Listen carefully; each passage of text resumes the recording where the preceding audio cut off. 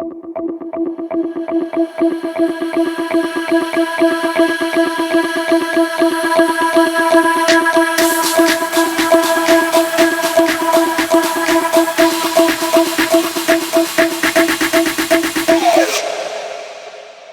or welcome back to Lanisa Tarot. Welcome back to my channel. This is again Lynn, your tarot reader. Ang topic na reading natin, no contact. Anong feelings niya sa'yo ngayon? So we have 3 groups sa reading na to. So pwede ka nang pumili saan grupo ka manonood. So pag-usapan natin dito yung person na hindi mo na nakikita or nakakausap. Bigyan kita ng mga matcha-channel ko sa reading mo. And thank you everyone for watching this video. Maraming salamat po sa nanood ng last video upload ko. And if bago ka lang sa channel ko, definitely you can help me grow my channel. You can hit like and subscribe and comment as well kung some part nag-resonate sa reading natin. And thank you sa mga nag-follow ng Facebook page ko. Thank you din sa mga nag-comment sa last video na in-upload ko. Thank you sa mga new members ng Lanisa Superstars. Super na-appreciate ko kayong lahat. Start ako sa'yo. Group number 1. Thank you everyone for being here. I'll see you on your reading. Namaste.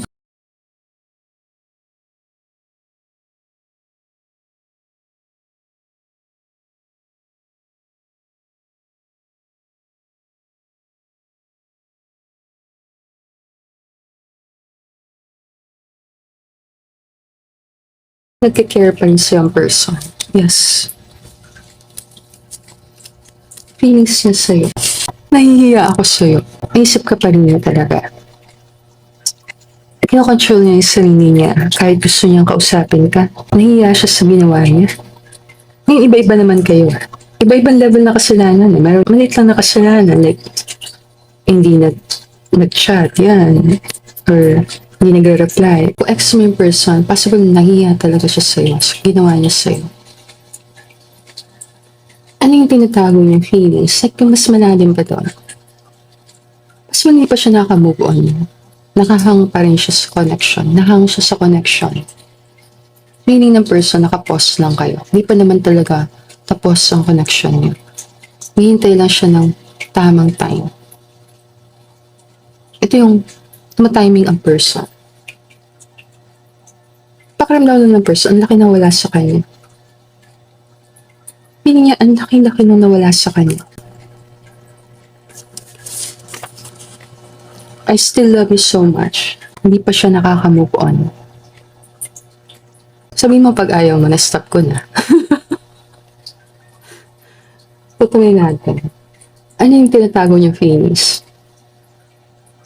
Hindi pa siya nakaka-move on. In love pa siya sa'yo. And nahihiya siya sa'yo sa kasalanan niya. Anong iniisip niya sa'yo? Marami kang ginagawa. Very busy ka na person. Iniisip mo yung kinabukasan mo. Ang sabi ng Pentacles card to ng isang tao nag-effort para mapaganda yung buhay niya. So tingin ko sa time na to, magandang nangyayari sa buhay mo or paganda ng paganda yung nangyayari sa buhay mo. Pakiramdam ng person. Sincerte ka. Ito na yung time na inaani mo na yung mga nagawa mo sa nakalipas na 7 taon. Meaning kung sa loob ng 7 taon, nagsikap ka. Pakiramdam ng person, ito na yung time na nagkakaroon ka ng reward. Nakukuha mo na yung mga bagay na meant to be na para sa'yo. Bilang niya, independent ka, kaya mo sarili mo. And tuloy-tuloy lang yan. Gaganda talaga yung nangyari sa buhay mo. Tingin lang yung overall, busy ka. And marami kang ginagawa. Hindi ka nag-aaksaya ng oras. Say something. Think ko, hindi ka masyado nag-uusap ng person. Isip ng person, gusto mo siya makipag-usap sa'yo. Like, gusto mo may sabihin siya sa'yo. May gusto kang itanong sa kanya, hinihintay kang sabihin niya sa'yo. Gusto kang marinig. Gusto mo marinig ang boses ng person. Gagandaan ka sa boses niya. Nakarelax yung boses ng person, nakaka-relax pakinggan, and na-miss mo talaga siyang kausap. Paso ba lang hindi kayo nag-i-email ngayon?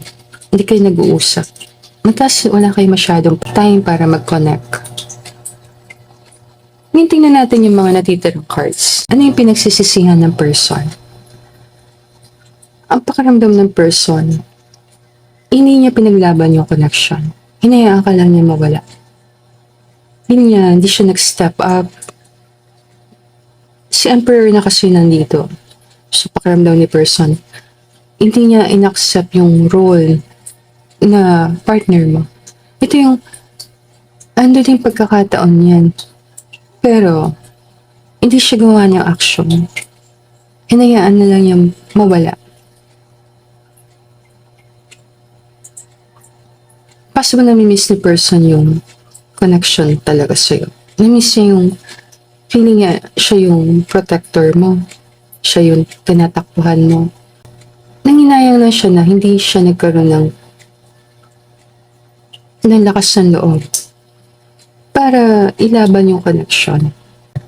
Ngayon kung may partner ka na, kasi siyempre minsan partner din siya.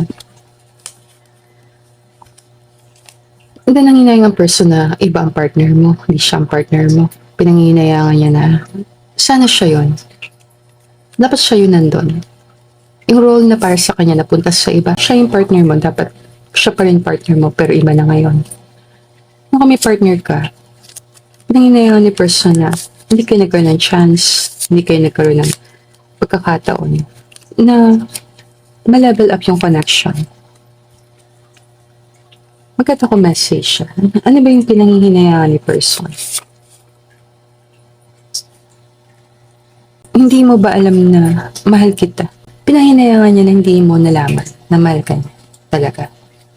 At hindi mo nalaman kung gaano kanya kamahal. Tinago niya yung feelings niya. Tingin ko lang, nanghinayang ang person dahil hindi niya nasabi sa'yo mahal ka niya. Yung panghuling card, ano yung possible action ng person? Sa time na to,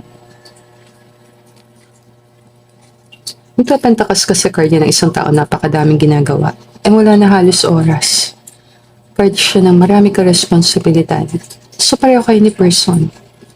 Kung marami kang pinagkakaabalahan, ganoon din ang person.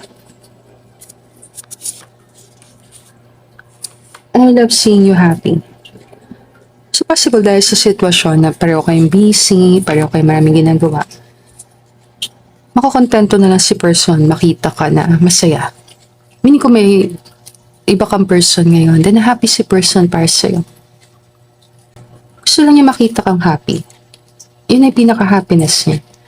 Basta makita ka niya nakasmile, nakangiti, masaya. Masaya na din ang person.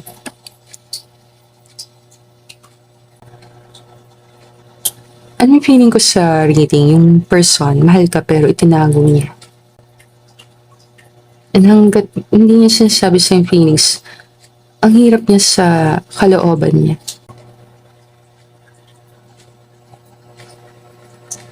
Bago tayo mag-add ng mga cards, bigyan kita ng song dito. So yung title ng song, She's Out of My Life. Michael Jackson. Ako the legend, the icon. Challenging. Ang galing kumanta ni Michael Jackson. Bigyan kita ng lines Oh, challenging. Nagbaback out na. Pero bigyan kita ng lines. And it cuts like a knife. She's out of my life. Possible ex mo yung tinatanong mo or someone na nasa nakaraan na talaga. Karmic relationship. Fleeting triggers, turmoil, resentment, lessons, letting go and loving you. Letting go and loving you. Nilet go ka niya kasi mahal ka niya.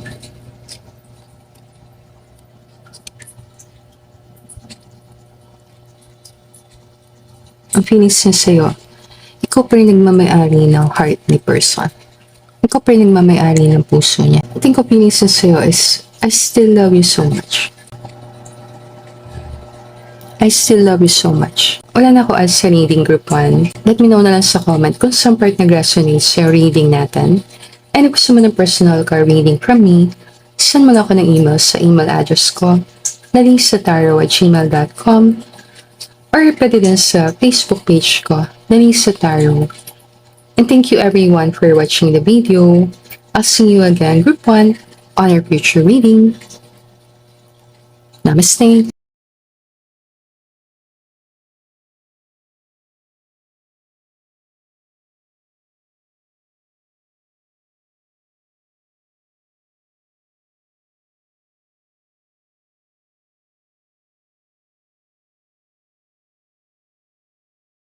Welcome to your reading group 2, subak tayo sa topic.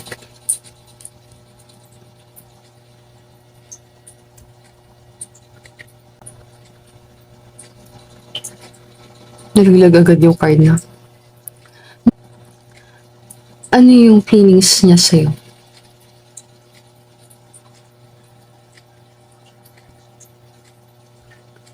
Kaka-anxiety agad yung person. Pero bigyan ka na nakikita ko. So, yung na-card mo magician. So, anong napipil ng person sa time na to? Bumabalik yung feelings ng person, yung attraction. Lalo na kung meron siyang chance talaga na malaman kung ano nangyayari sa'yo. Iniisip ng person na gumawa ng action. So, gusto ng person na may mangyari. Kung hindi kayo nag-uusap, gusto ng person magkaroon kayo ng chance ulit makapag-usap. Naisip niya, siya dapat ang gumawa ng action.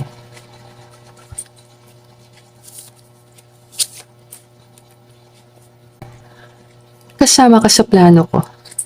So, may pinaplano ang person. Make it happen. Kung tatanong mo ako, ano yung plano ng person? Sa pakiramdam ko, gusto ng person mag-reach out. Nagkausapin ka. Hindi siya nag-disappear. Nandyan pa rin siya. Ano yung tinatago niyang feelings? Gusto niyang magkasundo kayo. Gusto niya ng peace. Kasi temperance siya na. Feeling ng person, di madali. Kailangan niya maging patient. Habaan niya yung pasensya niya. Feeling ng person, di madali na bumalik kayo sa dati. Possible alam ng person, binigyan ka niya ng pain. Kasi may tower. So alam niya na masakit yung ginawa niya sa'yo.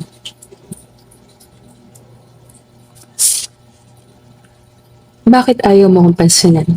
Medyo mahirapan siya na makuha yung attention mo. Baka hindi mo na siya pansinin. Medyo kinakabahan ng person. Baka ayaw mo na sa kanya. Or deadmahin mo na lang talaga siya. Ang desisyon naman nasa iyo, group number 2. Kung feeling mo, nasaktan ka sa connection, hindi mo na talaga mapapatawad yung tao. Wala masama na mag-decide. Tingin ko lang feelings ng person, kinakabahan. Feeling niya, hindi mo na siya talaga papansinin. Like, i-reject mo siya. And kung i-reject mo yung mga plano niya, yung mga sinasabi niya, nasa sa'yo pa rin ang decision. Medyo may kabalang ang person na wala ka nang ibigay sa kanyang attention, hindi mo na siya pansinin talaga. Naisip ng person sa'yo. Pag naisip ka ng person, naisip niya yung separation, yung breakup. Basta pag naisip niya, alala niya yung pinag-awayan niyo, yung time na naghiwalay kayo. Lalo na kung nag-away talaga kayo, lalo na kung masakit yung paghihiwalay. Basta naalala ka niya, naalala niya yung paghihiwalay niyo.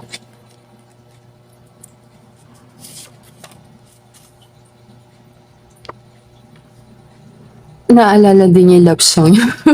Ano love song niyo? Sing me a love song. Kinakantahan mo ba si person? Alala niya yung mga love songs. Lahat ng love songs na dinedicate niya sa'yo. Or lahat ng love songs na dinedicate mo sa kanya.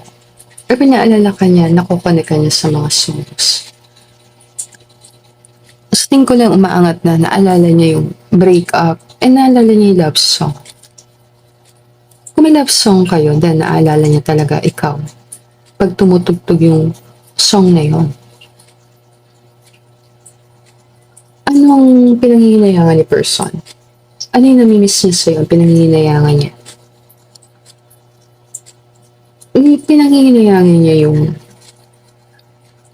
nasira yung connection. Pakiramdam ko sa reading, nagkaroon ng separation, breakup. Maganda yung nangyayari, then bigla na lang kayo nag-separate or biglang pumangit habang tumatagal. So, nanginayin siya sa times na kakampi ka niya. Ito yung magkakampi kayo, magkasama kayo. I love you, babe. Ikaw. Ikaw na-miss niya. Hindi ko ikaw na-miss niya. Mahal, sweetheart, kung ano man tawag niya sa'yo, na-miss niyang tawagin kang babe, or na-miss niya may tumatawag sa kanya ng babe, nag-I love you sa kanya. Hindi ko ikaw na-miss niya talaga, ikaw, as a person. Sabi niya dito, I love you, babe. Anong gagawin niya? Kung na-miss ka niya, and yun niya, hindi mo siya pinapansin. Ano yung action na gagawin niya? Sa palingin ko, sa future, unti-unti, step by step, tatry niya makapalik sa buhay mo. Paunti-unti. Ngayon kung LDR kayo, possible pumunta siya sa'yo. Puntahan ka niya, bisitahin ka niya, mataas. So, ang plano niya is makita kayo. Let's forget the past. Kung ano man nangyari sa nakaraan na pangit, gusto niya nang kalimutan niyo. Gusto niya mag-start all over kayo. Magsimula kayo ulit. Nabigyan mo siya ng pagkakataon na ayusin yung sinira niya. Alam ko naman na mga ganitong connection, mahirap eh. Nakitok pa yung tower. Bigyan lang kita ng mga cards dito. Tinatan. Be lighthearted, finding out things coming to life, adapt, change, and heal. The Dragonfly. Ano ba yung love song? Replaying events over in your head. So, lagi niya inuulit-ulit yung mga pinag-usapan niyo.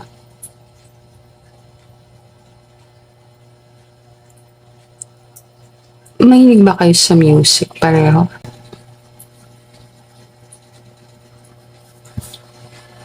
Sing me a love song. Okay. Kakanta na po. Ulitin na kita. Kulit ko lang. Kailangan ko kumanta. Sing me a love song. Kakanta love song. Ang title is The Past ni Jad Madala, 2004. Magaling kumanta yung si Jad Madala. Kakanta lang isa. I don't care about the past. I just want our love to last. There's a way to bring us back together. I must forgive you. You must forgive. Papangiti lang kita. Sabi niya, I was wrong when I hurt you. Did you have to hurt me too? Ginantihan mo ba ng person? Ikaw pa rin nakakaalam. Ano yung feelings ng person na ito sa'yo? Eto, I love you. I love you, babe. Sabi niya, let's forget the past.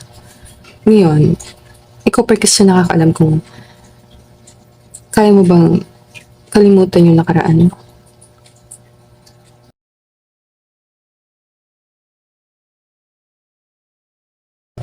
So, may tinitingnan siyang picture mo.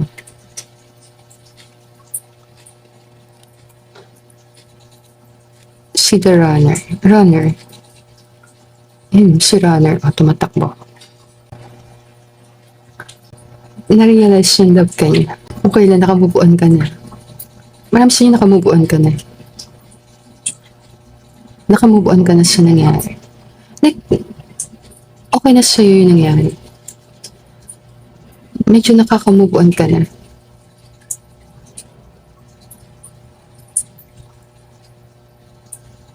You have to use your intuition. Pero wala na ako as sa reading group number 2. Bigyan kita ng mga nakikita ko sa mga cards mo. Let me know na lang sa comment kung saan part nag-resonate sa reading natin. And if gusto mo ng personal ka reading, send mo na ako ng email sa email address ko nalisataro@gmail.com or pwede din sa Facebook page ko Nalisa Tarot. And thank you everyone for watching the video. I'll see you again on your future reading. Namaste.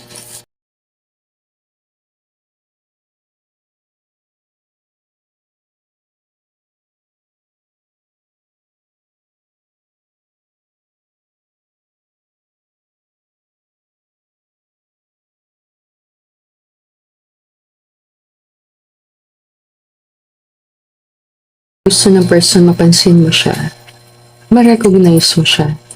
May ginagawa siya na something na maganda sa time na to. Gusto niya makita na sinusuportahan mo siya, pinapansin mo yung ginagawa niya. Or nakita mo yung value sa ginagawa niya. Gusto ng person ma-feel na mahalaga siya sa'yo.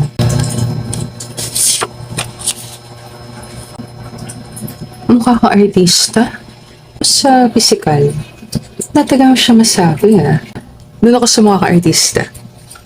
Anong tinatago niyang feelings? Ako si King of Cups to. Yung love niya sa'yo is very mature. Meaning yung love niya sa'yo is malalim. Ito yung klase ng love na okay lang sa kanya na itago niya yung love niya kung sa tingin niya yun na makakabuti para sa'yo.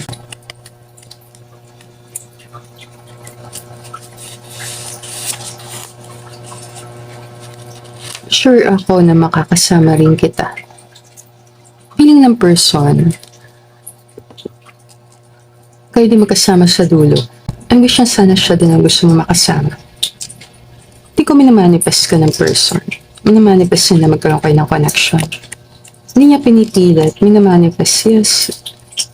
Wala naman siyang pagpupumilit. Pero kung may chance, yun ang wish na mangyari. Wish na ma-in love kayo sa isa't isa. We can be in love. Ilang person pwede kayo? Hindi wala kayong contact sa time na to. Impossibility na isip na person, bagay kayo. Love mo rin siya.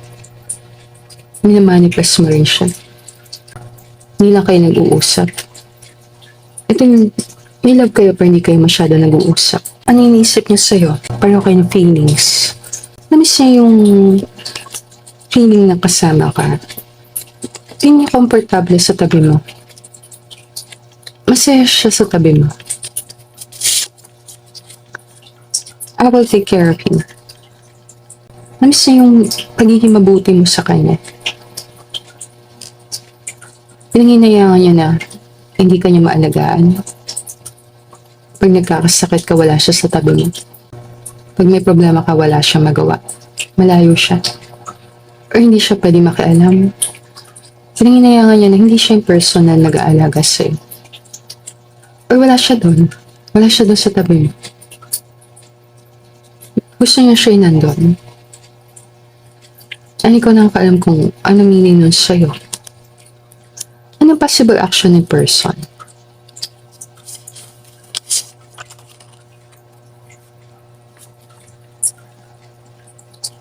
Ikaw ang gusto kong partner. Anong possible action ni person? Piliin ka niyang maging partner. Tanggalin niya yung partner mo. Ang Pilipino. Nagwala to. Actually ko nga. Di naman. Di ko lang may pagkakataon. Kung may chance, pipiliin ka niya as a partner. Love, unconditional love, self-love, oneness, passion, affection, attraction.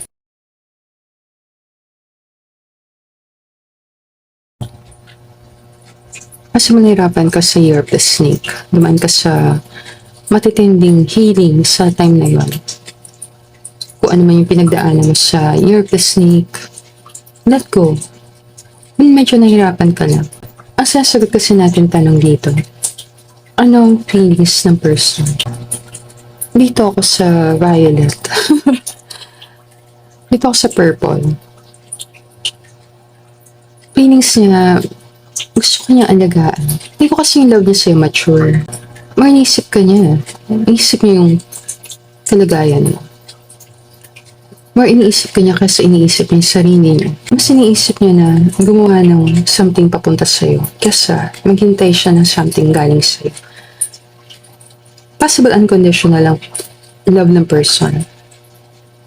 Kasi I will take care of you. Salip na you will take care of me. Ito I will take care of you. Diba? Kung niya kailangan mo siya, gusto mo nandun siya. Nararamdaman lang ni person na gusto mo nandun siya para sa'yo. And ikaw nakakaalam kung iyon ba yung nararamdaman mo. Iyon ba yung napipil mo. Tingin ko lang yung person. Gusto ka niyang tulungan, gusto ka niyang supportahan, gusto ka niyang alagaan. Okay, syempre, bigyan din kita song. Baka magtampo ka. Alam ko matampuhin ka. Pwede ka na matampuhin ka. And ikaw nakakaalam, lagay mo sa comment, matampuhin ka ba? Bibigyan ka ng song. Ang title, I Will Take You Forever, Christopher Cross, 1988. Duet to Yung first stanza, lalaki. And second stanza, babae. Ano lang tayo sa lalaki? Ako sa mataas yung sa babae, ano tayo sa lalaki?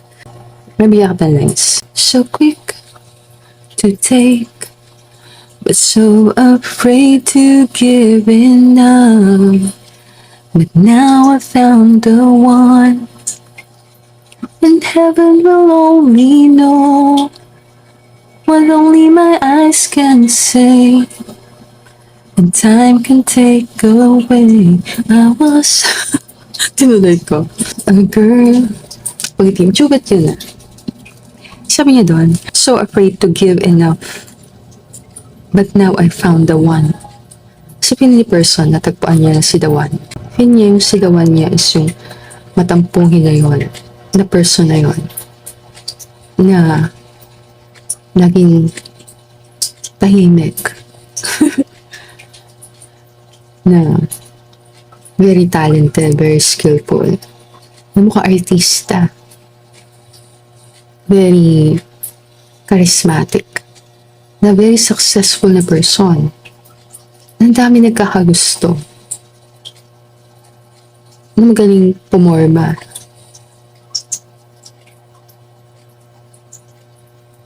And mataas ang leader potential.